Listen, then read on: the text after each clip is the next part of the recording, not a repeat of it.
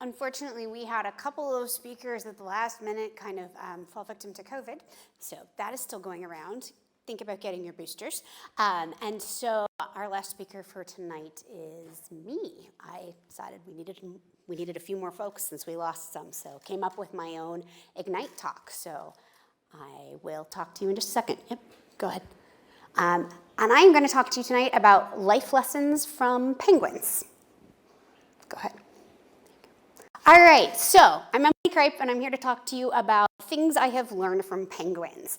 I've always been a huge fan of penguins. They've always been my favorite animal, and I can't tell you why. It's been ever since I was really little. I feel like in 3rd grade, all the other girls were into horses, and I liked these awkward little black and white birds.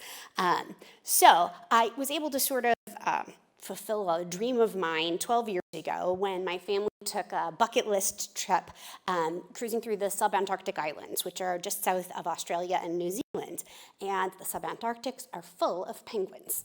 And so I have these pictures here today that my family members and I took during our time in the subantarctic.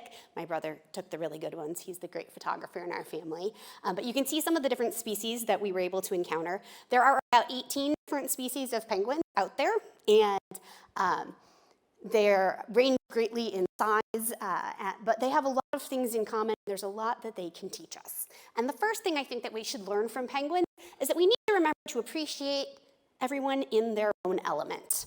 If you've seen a penguin on land, they are not the most graceful creatures, right? They're goofy, they're wobbly, they're awkward, they slip on the ice, right? They're comical. This is what most people like about penguins.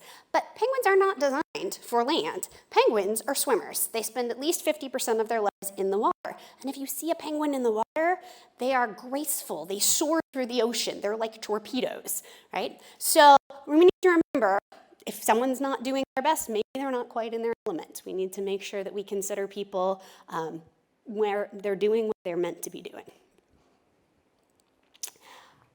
Another lesson from penguins is that parenting can be really hard, and it can also be really gross. Penguins feed their babies, are not mammals like us, and so to feed their babies, they go swim out to sea, they get some fish, they come back, they vomit the fish into their babies' mouths.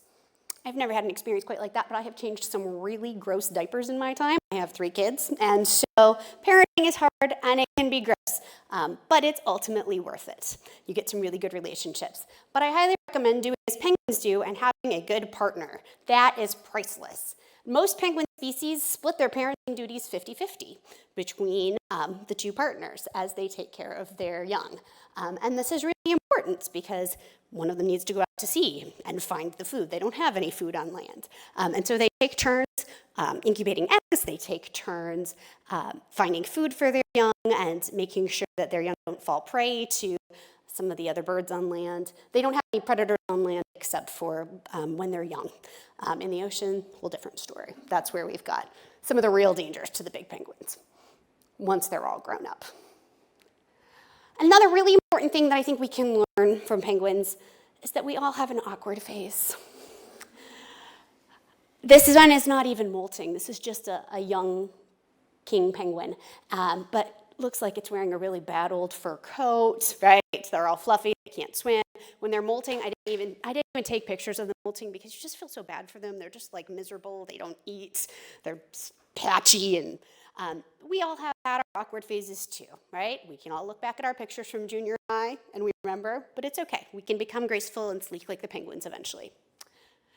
Penguins are very curious animals, probably because they don't have predators on land. But I think it's important that we learn and remember to be curious about the world and open to new experiences. And there's my brother, the photographer, taking a picture of some penguins that are being very curious. And the curiosity of the penguins allowed us to take some of these really great pictures, like this close-up of this lovely royal penguin that we can see here. And then this one of its tonsils because it decided it was curious about what the camera was and wanted to take a little bite of it. So remember to remain curious about the world, although maybe don't taste everything you're curious about. That's probably not a great thing to be doing for all of our health and safety. Finally, penguins remind us that we need to be patient, or rather, I learned by being around penguins that I needed to be patient. When you go to a wildlife area, they're trying to preserve the wildlife like Macquarie Island, which is where most of these pictures were taken. There's what they call the 3-meter rule. 3 meters is about 9 feet for those of us who, don't do that kind of, don't do meters. But you cannot go closer to wildlife than 9 feet, than 3 meters. But if you sit down on the beach and the wildlife comes to you, that's a whole different story. And that is how I got some up close and personal experiences with penguins like this one who's decided to taste my boots and my pants and see what that all was like, which was a dream come true for me. So thank you all very much.